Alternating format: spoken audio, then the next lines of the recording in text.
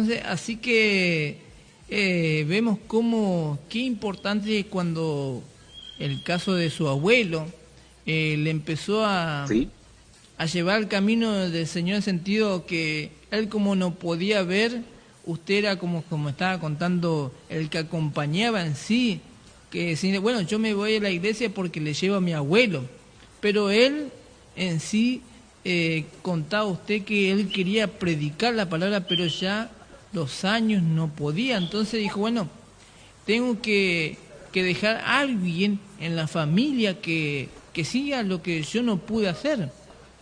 Y vemos muy bien, así mismo. como él creyendo en su palabra y, como dice, poniendo las manos en sí como algo, como una señal en sí que usted Sí, como niño no entendía nada. Pero vemos que la promesa de su abuelo se cumplió en usted. sí. Sí, la palabra de Dios establece, instruye al niño en su camino y cuando sea grande no se apartará de él. A veces hay padres que instruyen a sus hijos en el Evangelio y los hijos toman otro camino diferente al que los padres le han instruido. Sin embargo, por lo general, aunque sea al final de sus días, esto tiene una repercusión en la vida de ellos. Uno puede observar casos como es el de los hijos de Samuel, que no siguieron el camino del profeta Samuel, un hombre tan recto delante de Dios. Sin embargo, sus hijos no siguieron el camino de él. Tampoco siguieron el camino de su padre, los hijos de Noé. Tampoco lo siguieron el camino de su padre, los hijos eh, de este profeta, eh, que se apartaron del camino.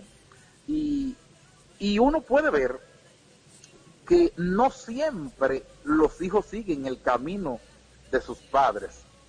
Los hijos de David no siguieron, con la excepción de Salomón, no siguieron el camino de su padre. O sea que a veces nosotros lo que debemos hacer es cumplir con lo que el Señor nos manda, porque nuestra misión no es convertir a nadie. Nuestra misión es darle la palabra, enseñársela, porque esa palabra un día, si se arrepienten, se salvarán, pero si no, esas palabras lo juzgarán. Amén. Amén. Muy linda palabra, mucha buena enseñanza, porque es verdad, pues si uno ve la historia Amén. de, de Samuel, es verdad, tuvo otros hijos que, como el caso de Elí también, el, Los hijos de Elí tampoco no y siguieron no, el camino de... y vemos que Dios utilizó la vida de Samuel para hablarle al sacerdote Elí, porque vemos que él Sí, también medio que perdió un conocimiento de Dios, porque justamente como dice la palabra, que Samuel ministraba al templo, pero todavía no tenía la noción, ¿verdad? Hasta que un día le llamó. El Señor cuando le eso llama, es, eso es interesante, disculpe, hermano, eso que usted dice es interesante, porque la Biblia dice que Samuel ministraba delante de la presencia de Jehová, pero él no conocía a Jehová, ni Jehová se le había manifestado. Y esto a mí me llama la atención, porque hay muchas personas que están ministrando a Dios y ministrando en el altar que todavía no conocen a Dios, no han tenido un encuentro personal con Dios y están ministrando. Ese es el mensaje de ese escenario con Samuel, que ministraba en el altar y todavía no conocía a Dios. así que importante que realmente hoy en día ministrar con la presencia de Dios, porque viste que a veces uno dice, bueno, yo tengo tantos años en el camino, Señor, pero todavía no tengo ese, ese conocimiento de Dios, en sentido espiritualmente. Amén. Sí, porque realmente el tener muchos años dentro del camino del Evangelio no es tener años conociendo a Dios. Hay personas que tienen 20 años en la iglesia que no conocen a Dios. De hecho, uno de los escenarios más tristes que muestra el Nuevo Testamento se encuentra en el libro de Mateo, en su capítulo 7, donde el Señor dice: no todo el que me dice Señor, Señor, entrará en el reino de los cielos, sino el que hace la voluntad de mi Padre que está en los cielos. Y él dice algo particular. Muchos, la palabra griega dice multitudes, me dirán en aquel día: Señor, Señor, en tu nombre no profetizamos. Oiga esto, esta gente profetizaban: en tu nombre echamos fuera demonios. Ellos echaban demonios y no era en el nombre de Mahoma, era en el nombre de Jesús.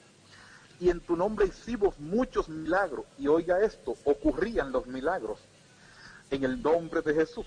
Sin embargo, la respuesta aguda del maestro: nunca los conocí, apartados de mí, hacedores de maldad. La maldad que tenía esa gente era la siguiente. ¿Cuál era la maldad? Profesar a Cristo como Señor y Salvador y no hacer la voluntad de Dios. Dios lo tipifica como maldad. Le voy a repetir eso por si alguien no escuchó bien. Hay personas que se hacen pasar por creyentes, incluso otros que se están engañando a sí mismos. Y son cristianos en la iglesia, y son cristianos donde otro lo está mirando, donde el pastor se da cuenta de lo que hacen, pero en su vida privada y personal no conocen a Dios, no le temen y no le sirven. Entonces, eso Dios lo tipifica como maldad. Maldad. Así que lo mejor cuando uno está en el camino del Señor es hacerlo de corazón para poder tener recompensa en aquel día. Amén, líder. Así, hermano, así es como usted dice, ese que aquel que dio mucho también le demandará mucho. Amén. Y qué importante esta Amén. palabra que usted está diciendo, porque vio que a veces no hay una buena enseñanza en sí, la palabra, y que bueno es cuando uno escucha una palabra y una buena enseñanza para nosotros mismos, porque es bueno, como dice la palabra, retener lo bueno y desechar lo malo, que es siempre es bueno escuchar todo y sacar la conclusión que usted dice como justamente la voluntad de Dios, que eso es lo que realmente tenemos que hacer hoy en día, esa voluntad que a veces no comprendemos en total en sí por qué tengo que hacer esto y por qué no otros no pueden hacer. Como ejemplo, viste que a veces, ¿por qué a veces uno se pregunta, ¿por qué yo todo, y por qué otro no puede hacer esta tarea? Porque Dios sabe que seguramente Él tiene algo bueno y solamente nosotros tenemos esa capacidad que Dios nos da para llevar ese mensaje a otros, porque Dios ya nos puso y nos cogió con un fin de trabajos, de área en las cosas de Dios.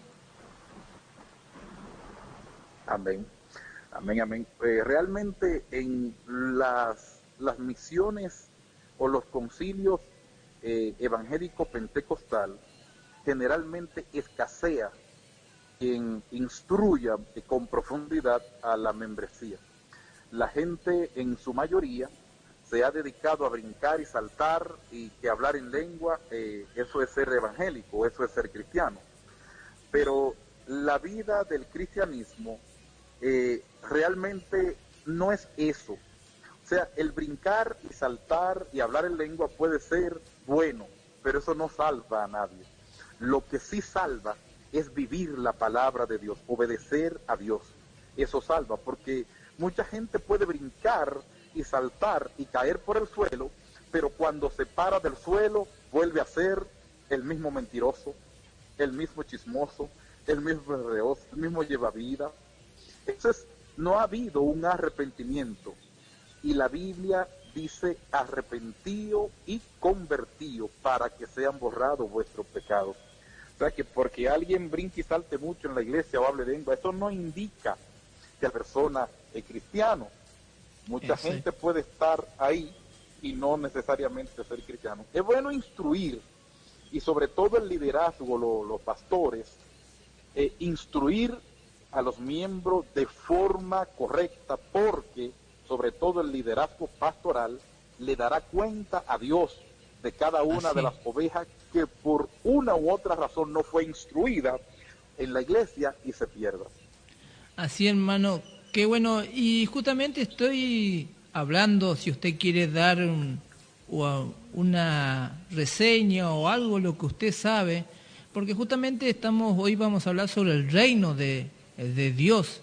Y esta palabra justamente estaba compartiendo al comienzo del programa, una palabra capaz que un mensaje duro para nuestra vida, pero como vemos que viene de parte de Dios, qué bueno es cuando el Señor nos corrige, qué bueno es cuando el Señor nos exhorta, qué bueno es cuando Dios nos ministra, porque Él nos ama y Él no quiere que ninguno se pierda, dice la palabra, sino que todos procedan arrepentimiento y perdón y podemos encontrar esa redención en sí para ser salvo con Cristo Jesús. Amén. Y esta palabra dice en Primera de Corintios, después le voy a dejar para que usted se profunde bien, usted que, como dice la palabra, que puede opinar usted de este tema, qué importante es. En 1 Corintios 6, 9, 10 dice en la NBI, también esta es una nueva versión, porque hay muchas versiones de la palabra esta.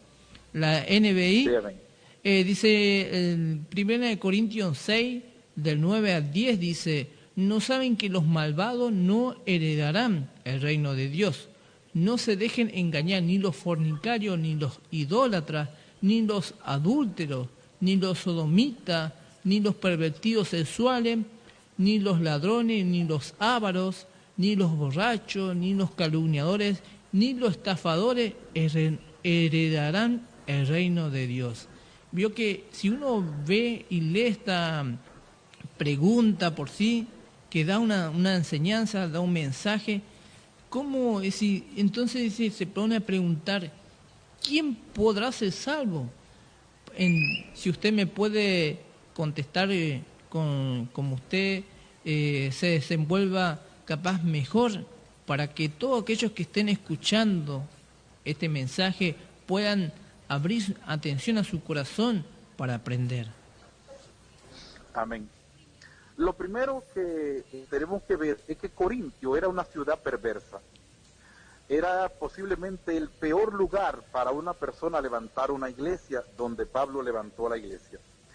Entonces muchos de los hermanos de Corintio que se habían convertido al cristianismo habían arrastrado prácticas inmorales a la iglesia.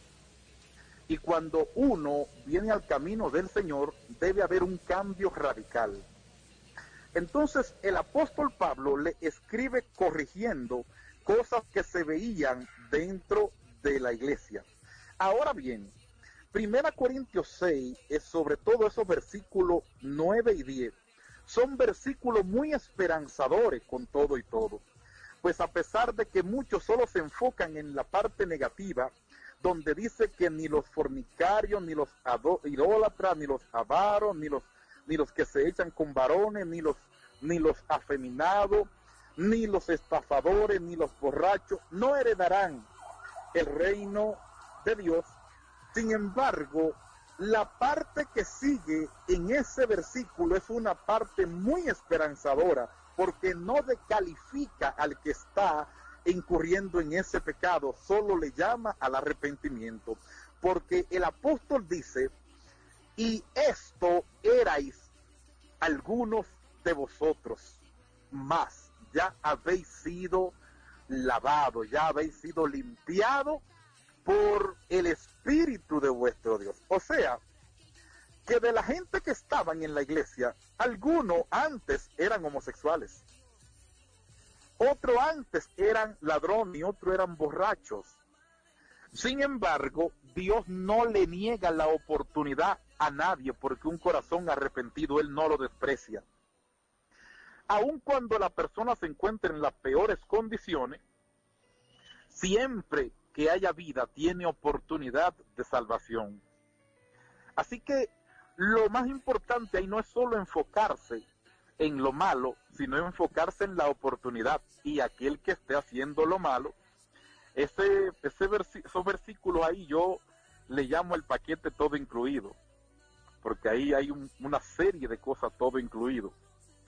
Sin embargo, también da esperanza a aquel que está incurriendo en ese tipo de práctica. Tiene oportunidad.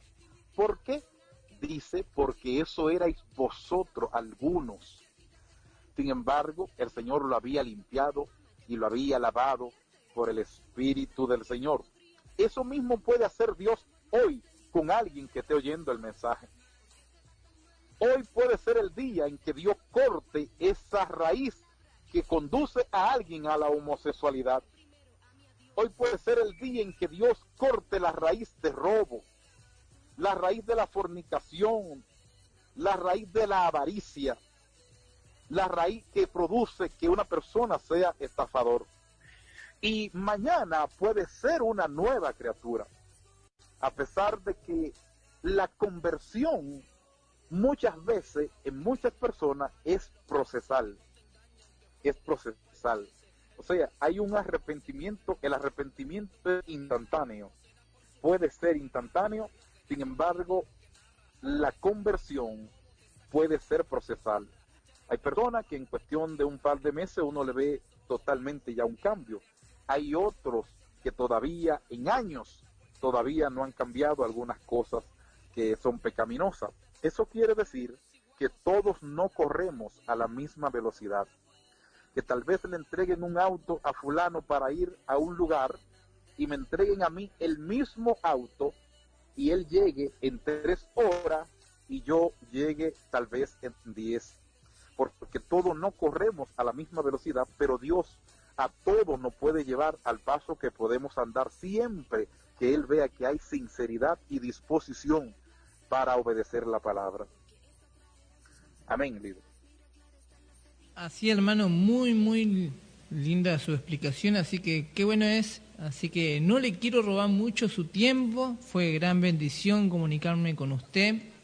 Y bueno, siempre, como siempre, nosotros aquí pasamos sus mensajes, sus audios, y bueno, cuando nuevamente vamos a hacer una comunicación nuevamente, pero como dice, no buscar por miedo a Dios, sino por realmente acercarnos a Él con amor, porque es como un padre que Él espera de sus hijos. Realmente vemos que Dios no hace sección de personas, Dios ama a la humanidad, por eso que Él quiere que nosotros vengamos a buscar su rostro, en el sentido no rostro físico, sino en el sentido busquemos de Él dentro de la Escritura, dentro de la palabra.